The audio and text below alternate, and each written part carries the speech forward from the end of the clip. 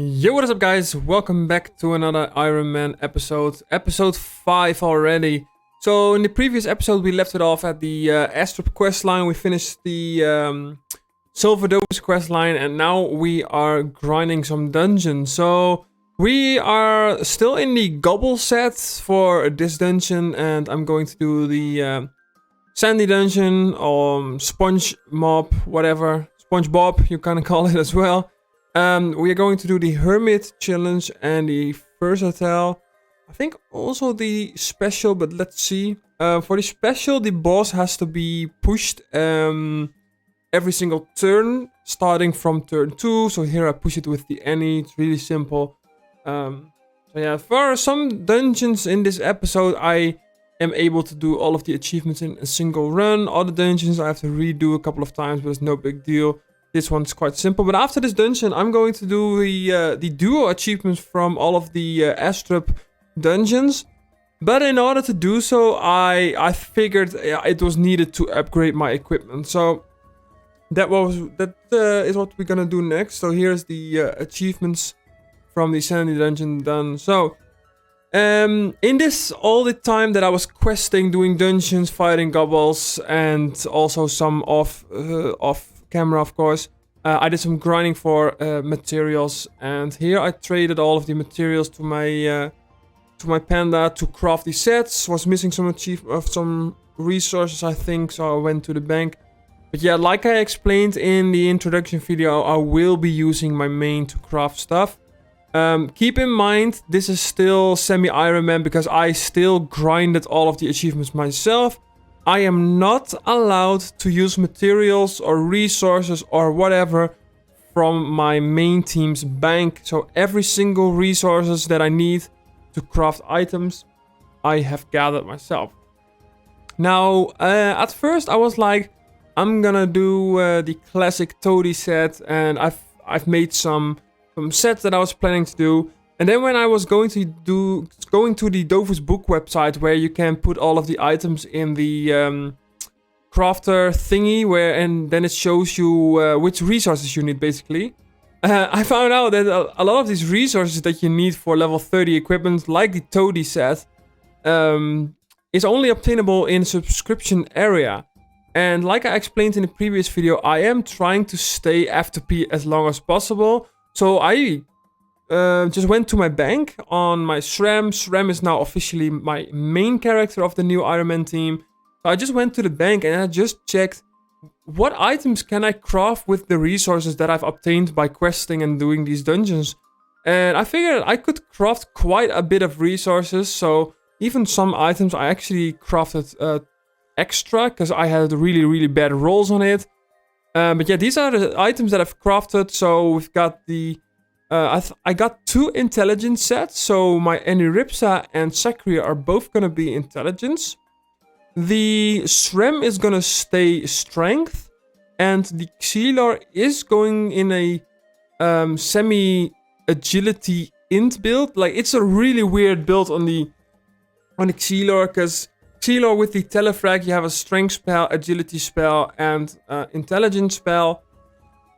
And it's really hard to get multi-element sets on low level. So I was like, okay, I think I had like a decent agility in set. So I of course focused on agility with that. But it worked fine until at least until I get my level 50 set right. Some of the items are the same on every single character. For example, the Royal Gobbal set with the rings and the boots. Those are really good. So I got them on 3 characters, and the only the Xelor has some weird ass stuff. But yeah, so here I am basically trading all of the sets parts on my team. I am still keeping the Peewee ring because it gives like 20 stats, 20 vitality, which is not too bad. There aren't many good rings. Like back in the days, I remember there was like this. You had these rings with at least with strength and intelligence. They gave like 25 strength, and the other one gave like 25 intelligence. Some people like overmaged them to like 30 plus. But those rings, they still exist, but they only give like 10 stats. Ankama did nerf a lot of low level equipment. But then on the other hand, some other equipment got buffed, like the gobbal sets and some of the other parts. The Dora type head, the purple one that you see, that one actually gives 50 intelligence, which is pretty insane. But yeah, these are basically the sets, so I'm trading them. I will be keeping these sets until level 50. At first I was like, I'm gonna change sets at level 60, but I've noticed that some of the dungeons are just getting way too hard for me to do them in low level equipment, because this is like level 30 gear, and doing level 50 or level 60 dungeon and it's just not working. Just a quick explanation. If I'm level 50 and I want to craft a level 50 set, I need to do level 60 dungeons, right? And if I'm in level 30 equipment, that's just not gonna work. So you will see in one of the future episodes that I am going to change my set again at level 50, and then at level 60 again. So I will probably change my set after that every like 10 or 20 levels. But yeah, we'll have to see how hard the dungeons are going to get. Trading sets just take quite some time, but yeah. I got some good response from you guys of the previous episode. Seems like a lot of you guys are into the Ironman series, so I'm definitely going to continue that. The next 2 episodes are going to be filled with a lot of dungeons. So is this one. After I've traded all of these sets across my characters, I will be doing the duo dungeon achievements from the Astrop dungeons. For the next episode, we are going to do the other dungeons in Ankama. Because after this episode, I am going to subscribe. So, yeah, that's gonna be fun. And I'm already gonna tell you, for the past 3 weeks, right? 3 weeks, I'm grinding to get a level 50 set. That just shows you, like, that gives you the perspective of how grindy it is. Obviously, I could just buy these sets, right? Because by doing these quests and achievement, I think I already have like 500 KK worth of kamas. So technically, I could just buy a set. So if you are a new player, just don't worry too much. Like, it's super easy to get sets if you can just buy them. But playing an Ironman, I'm not allowed to buy equipment from the market, so I have to actually grind the materials to craft them. So yeah, let's go into the dungeons.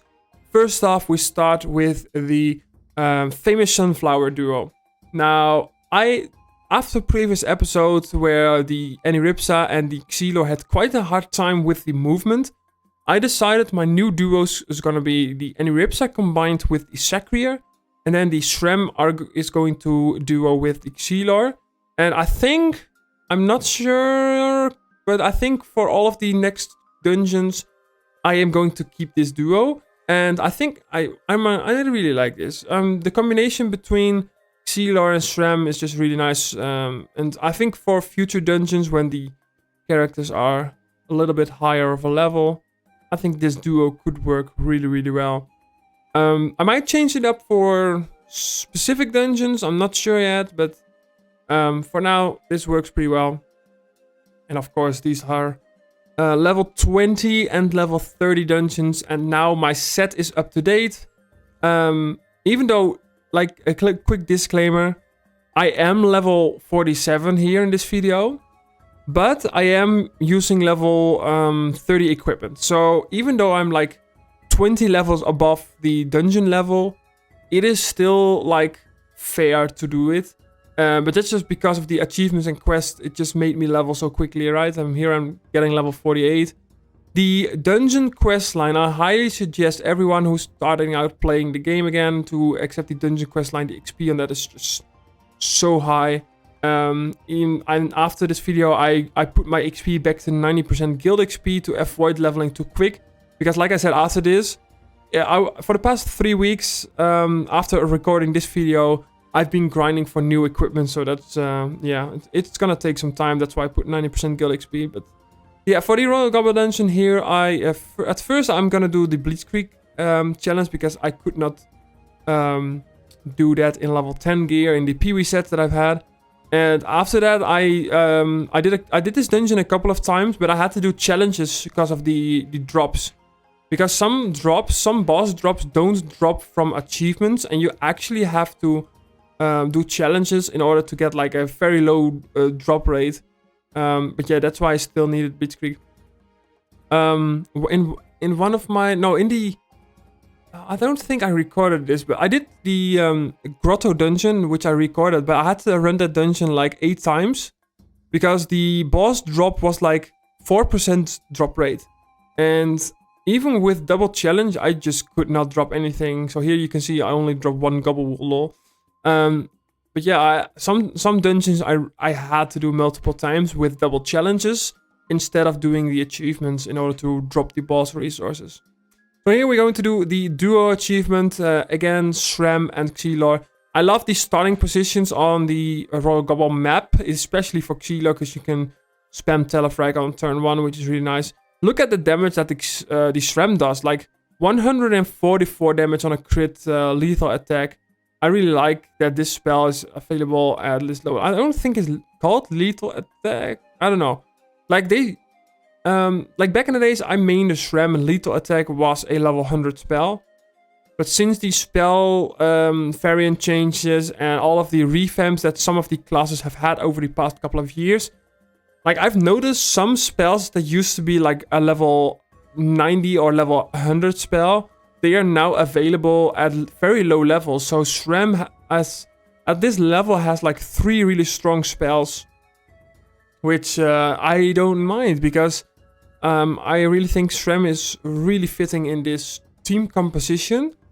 Because like when I'm running for Lewis, right, I spam traps. Everyone knows that the AI of the enemies, they avoid traps.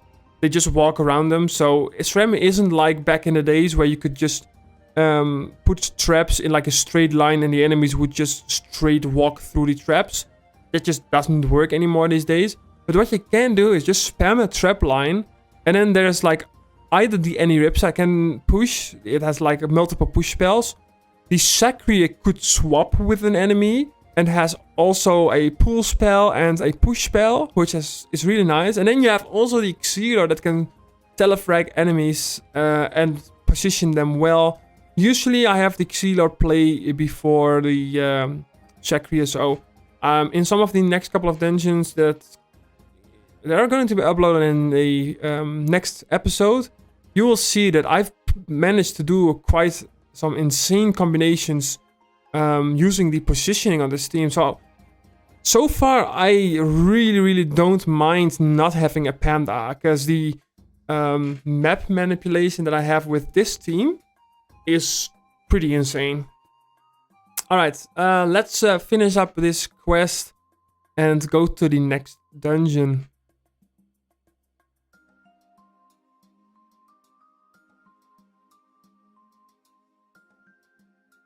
And I think episode 6 will be the final episode before my videos are up to date with what I'm currently doing in the game, which means that I will be streaming again soon, and hopefully I will be streaming, I don't know exactly when this video goes live, but upcoming Friday, it is the date that the giveaway on my Twitter will end. I am planning to stream on that day to announce the giveaway winners, but also will be playing on the Ironman team. So if everything goes well, all of these videos should be up to date by then, and I can stream this type of gameplay. Because a lot of you guys have asked me if I'm gonna stream this, which I am. The only problem was that this low level stuff is just going so fast that I've got way more recorded content than like the speed I can upload this stuff, right? So here I'm just finishing up the SpongeBob duo achievement. It's not too bad, like with the new improved sets that I got myself. It's really nice. The reason why I went Intelligent Sacria, first of all, obviously I had the available equipment. But the Intelligence has a nice AoE spell that does more damage based on my HP. And then there's a 2 AP push spell that does really high damage for a 2 AP spell. Later on, at level 50, I will go back to Chance, because I'm gonna get a new spell that like is AoE and pulls enemies. And then I will have 2 Chance spells that are both AoE. and do pretty high damage. So I can't wait to go back to that. And I've decided to keep my any rips at chance. Intelligence. Any rips is gonna stay intelligence, and because I need the heals. I've noticed for the level 50 dungeons, because I'm in level 30 gear, right? These dungeons are a little bit hard if you don't have heals. So next dungeon. The Kickroach dungeon is the first and only level 40 dungeon in Astrup. I started recording at the third room because my recording actually crashed. But yeah, I decided to keep this recording in for the first couple of rooms just to show you that even the rooms are pretty tough. I think I died in room 2. So I noticed that I had to play a little bit more careful for these types of dungeons, because these mobs, they do quite some damage. And my HP isn't too high. Like, I have around 400 to 500 HP. So yeah, I really have to be careful. And that's also the reason why I'm gonna keep my any rips intelligence. So, and here, yeah, I got the monster achievement. It's really nice. So this is the final dungeon before I'm going to sub my team and head over to Ankama, Amakna, whatever, and going to go on a grind rampage to get level 50 gear. Because like I said, by doing these quests and dungeons, I've managed to get up to like level 48, 49, so yeah. And the SRAM is kind of carrying these fights, to be honest, when it comes to damage. So when a character is low HP, I do tend to prioritize the SRAM for healing.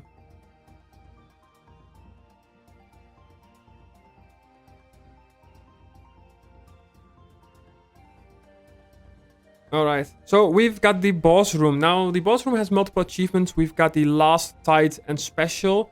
The special I didn't do because it's a little bit too hard, because I think you can't be in line with an ally or enemy, which is pretty tough, especially if you can't kill them too quick. So I decided to go for the last and tight achievement. But the problem with last is, look at the spawns of the enemies. The top 2 enemies are so far away that I was like, okay, I'm only gonna do tight and just see if I can do last. This fight I will die, by the way, but I'm just gonna show you how I'm progressing through these type of fights. Look at the boss, it's just so close. But here the Xelor does a nice combo with the telefrag. And the mob also walked into the trap, so I could kill it, right?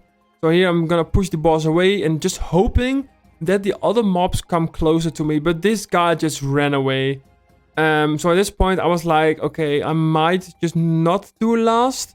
And I'm only gonna do tight, right? Because the other guy just runs away anyway, so it doesn't matter. So here I'm swapping that guy out so the team can hit.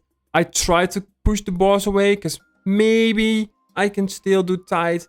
Or last, I mean. But I think it just doesn't work out as planned. Oh yeah, here, that is like so bad.